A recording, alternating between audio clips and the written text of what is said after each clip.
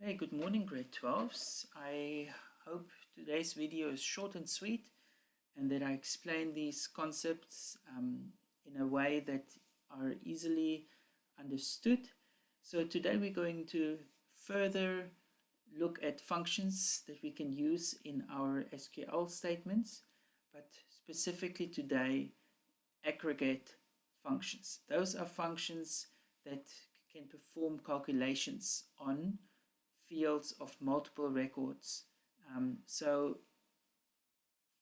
examples of an aggregate function would be count, or later on max, min, the sum functions, the average function.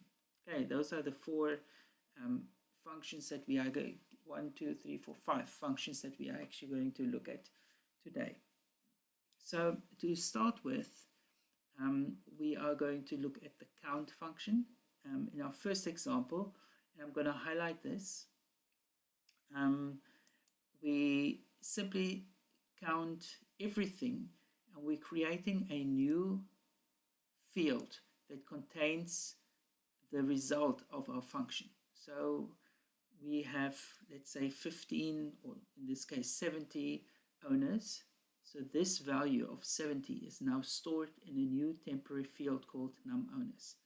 The reason why I highlight this is because I want to show you that you can actually access this field outside the query. Okay, so these two correspond. So our query has a new field that we can refer to, which did not exist beforehand. And then we can display the result of our function. All right. The second example that they give is an example where they have a condition, a where clause in it. So again, count everything as num DJs, where disc jockey equals true. And then it will apply the where clause first and then count all the records. So another way that we could have done this is to actually, use record count for this, but again, we can use the function. There are certain instances where record count is not going to be good enough. All right, then the third example that they give is where they actually, instead of counting everything, actually count a specific field. Now, you might think that's the same. However, when we are counting a specific field, then it will count all the, and I'm going to highlight this again, non-null values, which means all the fields that are not empty. So in this case, if there's a CV that does not have a replacement value, it will not be counted in this example.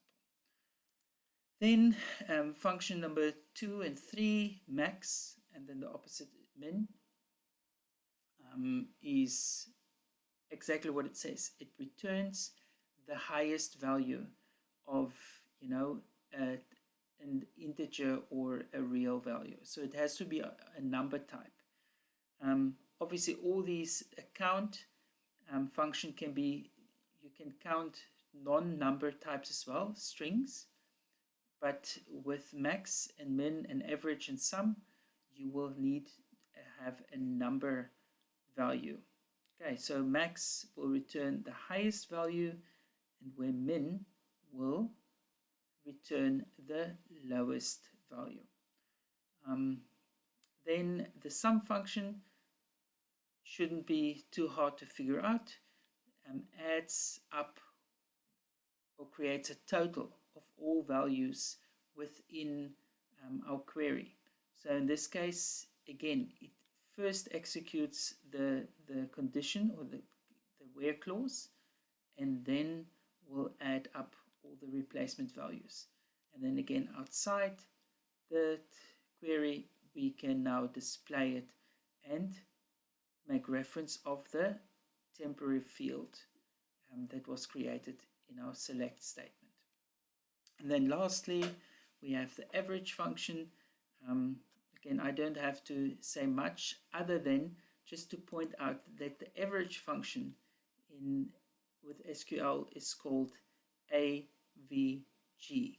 So the functions of max, min, and count and sum, they are very similar to Excel functions.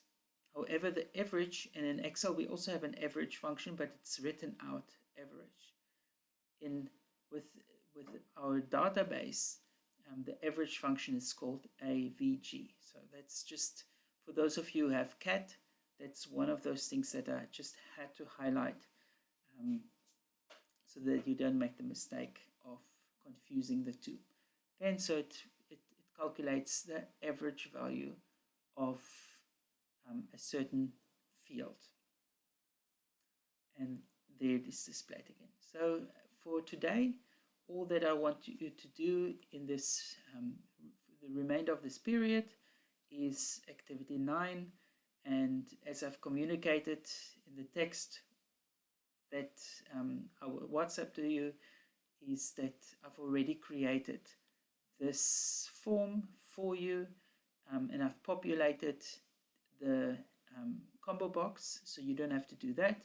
And I've left some code on the buttons so that you basically only have to do the SQL statements. All right, guys, I hope this video helped, and enjoy the activity.